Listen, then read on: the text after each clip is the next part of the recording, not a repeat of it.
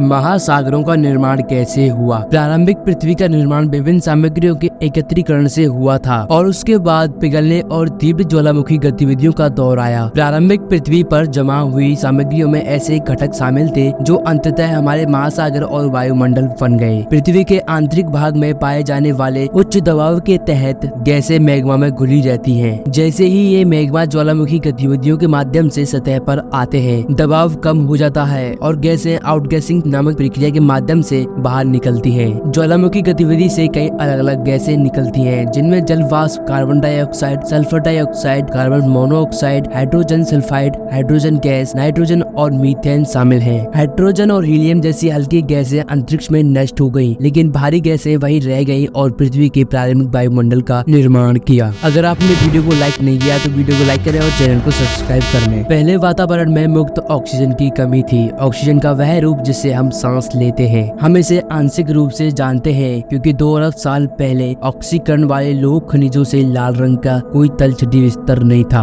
लोह खनिज मौजूद थे लेकिन ऑक्सीकृत रूप में नहीं। उस समय जब सूर्य की पराबैंगनी किरणें पानी के अणुओं को अलग कर देती थी, तब वायुमंडल में ऑक्सीजन उत्पन्न होता था। हालांकि रासायनिक प्रतिक्रियाओं ने ऑक्सीजन को उतनी ही तेजी से हटा दिया जितनी जल्दी उसका उत्पादन किया था। जीवन के प्रकट होने तक ऐसा नहीं था कि पृथ्वी का वातावरण ऑक्सीजन युक्त होना शुरू हुआ हो। प्रकाश संश्लेषक जीवों ने अपने भोजन के निर्माण के लिए वातावरण में प्रचुर मात्रा में CO2 का उपयोग किया और ऑक्सीजन को उप उत्पाद के रूप में जारी किया। सबसे पहले सारी ऑक्सीजन रासायनिक प्रतिक्रियाओं में खर्च हो गई, लेकिन अंततः जीवों ने इतनी ऑक्सीजन छोड़ी कि रासायनिक प्रतिक्रियाओं पर असर पड़ा और वातावरण में ऑक्सीजन जमा होने लगी। हालांकि 21 ऑक्सीजन का वर्तमान स्तर लगभग 350 तक नहीं हुआ। आज हमारे वायुमंडल के जिस हिस्से में ऑक्सीजन नहीं है उसमें अधिकतर नाइट्रोजन है। हमारे ग्रह पर ऑक्सीजन युक्त वातावरण जीवन का प्रतीक है। यदि भूगर्भीय प्रक्रिया यानी कि ऐसी प्रक्रिया जो पृथ्वी के अंदर होती है, जैसे कि भूकंप, ऐसी ही प्रक्रिया हमारे वायुमंडल को नियंत्रित करने वाली एकमात्र प्रक्रिया होती, तो इसमें शुक्र के वातावरण की तरह अधिकांशतः कार्बन डाइऑक्साइड होता। जैसे ही प्रारंभिक पृथ्वी ठंडी हुई, वायुमंडल में जल वाष्प संग्रहित होकर वर्षा के रूप में गिरा। लगभग 4 अरब वर्ष पहले पानी का पहला स्थायी संचय पृथ्वी पर मौजूद था, जिससे महासागरों और अन्य जल निकायों का निर्माण हुआ। जल विज्ञान चक्र के माध्यम से इन विभिन्न जलाशयों के बीच चलता रहा। सौर ऊर्जा द्वारा महासागरों, झीलों, झरनों, भूमि की सतह पर पौधों से पानी वाष्पित होता है। यह हवाओं द्वारा वायुमंडल में स्थानांतरित हो जाता है और संग्रहित होकर पानी की बूंदों या बर्फ के क्रिस्टल में बादल बनाता है। यह बारिश या बर्फ के रूप में वापस आता है, फिर नदियों और झरनों के माध्यम से झीलों में, अंततः वापस महासागरों में बह जाता है। Thank you for watching my video. अगर वीडियो अच्छी लगी तो अपने फ्रेंड्स को शेयर जरूर करें।